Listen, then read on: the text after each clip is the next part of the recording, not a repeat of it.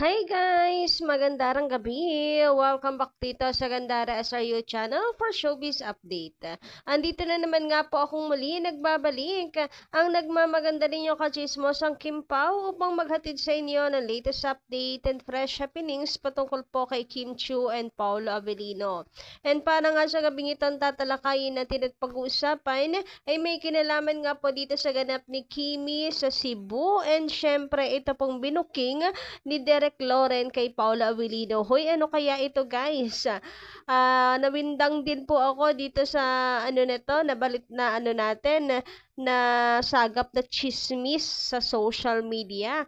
So, alamin nga po natin yan at pag-usapan dito sa ating channel guys. But before that, sa mga hindi pa nakaka-subscribe dito sa ating channel, maari lamang na pindutin po natin ang subscribe button at notification bell na nandiyan sa baba. Kung gusto mong maging updated lagi at ma-notify tuwing may bago tayong chika at balita hinggil sa Kim Pao. Basta mga balita na may kinalaman kay Kim Chiu and Paolo Avellino, sagot na natin yan. And eto na nga guys, simulan natin ang ating balitaan dito sa ganap ni Kimi sa Sinulog Festival dyan sa kanyang hometown sa Cebu. Grabihan ngayon, iba talaga ang feeling kapag nasa hometown ka. Kapag nakakauwi ka at naramdam mo yung suporta sa iyo ng mga kababayan mo, the best yon. The best na feeling yon pag umuwi ka. Alam mong proud din sila sa iyo kasi kababayan ka niya. Nakalila. Nakakatuwa na ito. Grabe ang init ng pagsuporta ng mga tao sa kanya. Grabehan yon, dinumog talaga ng mga tao. Tingnan nyo yung pagkaway-kaway, diba, sa kanya. Super happy sila na makita po si Kim Chiu. And kasi nakakataba naman talaga ng puso kahit naman siguro pag meron dito sa amin na kababayan namin, namin, diba? Tapos naging artista talaga naman po, nakaka-proud po yan. And nakakatuwa lang kasi talagang kita niyo yung dami ng tao dito and saksi tayo guys sa success nitong si Kim Chiu na hindi po talaga nakakalimot. Umuwi talaga yan sa kanilang hometown at marunong lumingon niya sa kanyang pinanggalingan. So makikita nyo nga dito sa video na to na grabe yung mga phones ng mga tao. Nakatutok po talaga yung kanilang mga camera kay Kimi. Samantala sabi naman nga dito, ang ganda niya kahit sa malayuan. Kim Chiu, totoo yan, super pretty naman talaga. And ang fresh guys, ang fresh ni Kimi. So, masasabi mo na talaga si Kim Chiu maganda na siya sa TV pero sa personal, pag nakita mo siya ng personal, mas maganda pa siya lalo. Iba. Talagang si Kim Chiu, di natin masisisi talaga si Paula Avellino kung bakit na-inlove siya dito kay Kimi. Grabihan nga yun. Ang gwapa po, ang gwapa, grabihan. Napaka-kinis din, napaka-fresh. Samantala, dumako naman tayo dito sa nadaanan natin sa FB. Huy, grabihan, nawindang din ako na makita ko to. So, sa tanong dito ni Kim Pao fans, ay hindi pala tanong, pala manifesting and praying. Sana daw po totoo. Kim Pao solid. So, nakalagay po kasi dito na manihikan na kasi si Pao. Approve na sa lahat ng kapatid ni Kim. And mukhang galing kay Derek kasi yung picture niya yun nandito Approve, about sa pagiging approve ka sa mga kapatid. Well, nakita naman natin na nakilala na po, na meet na po ng mga kapatid ni Kimi, si Pao. So, magaan ang loob nila kay Paulo. Masasabi natin yon, magaan ang loob nila kay Pao.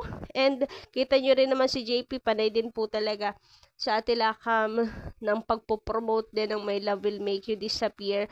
Ganyan po sila ka-solid Kim Pao, ka-supportive sa project ng dalawa. Nakakataba lang po ng puso. Pero, yung naman hikan, yan yung chika-chika natin ng mga nakaraang buwan. Mga natin nababalitaan na namanhikan daw, etc. Pero itech? Bakit naman nadawit yung pangalan Derek Loren? Mawiwindang ka talaga sa mga revelations pag ganito Sana may sana totoo, pero sana ay may solid pa na ebidensya. May video man lang sana or post interview para maniwala tayo galing kay Direk. Kasi solid guys, kung galing talaga to kay Direk. Mas solid kung meron nga po tayong mahagilap sana na video man lang patunay dito. Pero sa ngayon, hearsay pa din lang ito, ay no? Pero wala naman pong masama kung tayo po ay mag-manifest na sana nga po ay totoo. Kasi at the end of the day, ang gusto po naman po natin mangyari talaga ay endgame po ng Kim Pao, hindi ba?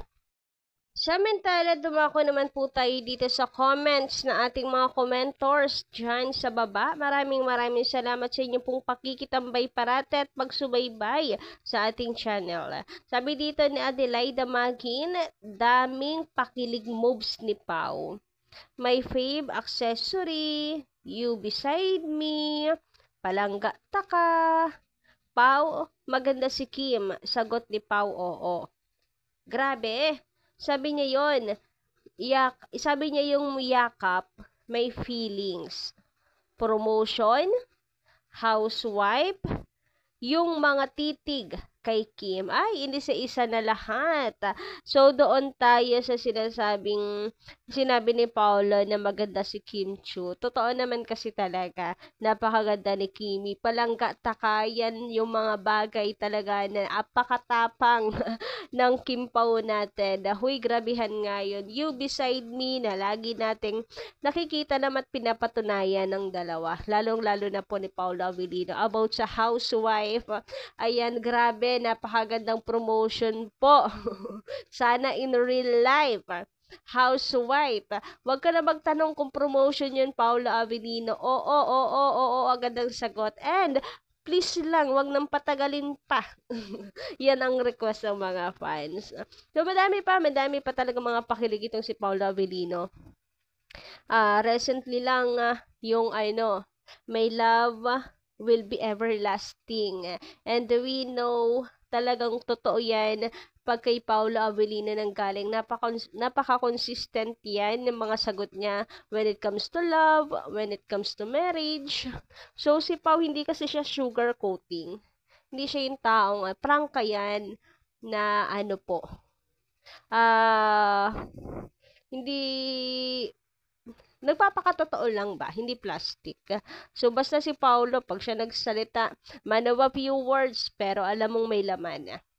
Samantala, sabi dito ni Madam Eliza po ba? Eliza. Lim, magandang gabi, shout out. Thank you, Miss Gandara, sa iyong imagination. Tama ka. Na-imagine ko din ang Kim Pao ang peg. Parang bagong kasal talaga. Bagay na bagay silang dalawa, parang mag-asawa na. Parang kagagaling lang ng huy, grabihan! Huy! Huy! Gabi pa naman ngayon, yung utak natin lilipad na naman. Yeah! Sana magkatotoo na itong imagination sa Kim Pao. We all be happy if this is gonna happen soon. And kailan kaya yung soon na yan? So, samahan natin ng pray kay sabay-sabay tayo para maging effective. Ko po, kailan kaya yung na right timing? Right, para sa Kim Pao. Uy, grabihan, tayo na yung nainip para sa kanilang dalawa. So, sobra naman kasi talaga nakaka-excite. Parang tapos na rin tayo sa na yan, drama-drama. In real life naman tayo. Charat! Hindi di pa tayo tapos sa drama-drama. Siyempre, pa rin tayo, looking forward for teleserye naman ng Kim Pao para araw-araw natin silang mapapanood. Ang chika, guys, magkakaroon ng serye ang Kim Pao. Sorry na lang, wag muna kayo magsaya mga bashers. Naudlot ang inyong kasayahan. Dahil, mamamayagpag pa ang Kim Pao this 2025. So, yun lang. Gusto ko lang mang-asar talaga. Charat! 2025 na. Gandara. Konting katok. Charat. And sana prime time po, deserve ng Kim Pao yung time slot na yan. Prime time para sa ating bagong prime time queen and king. ang atin pong new love team of the year. 2024 ang kinin din ng Kim Pawan 2025 manifesting. Anyway, hanggang dito lang muna guys ang ating update na pa-comment na lang po dyan sa baba ng inyong mga reaksyon. And don't forget to click the subscribe button and notification bell na din para mag-updated ka sa susunod nating balita. Maraming salamat!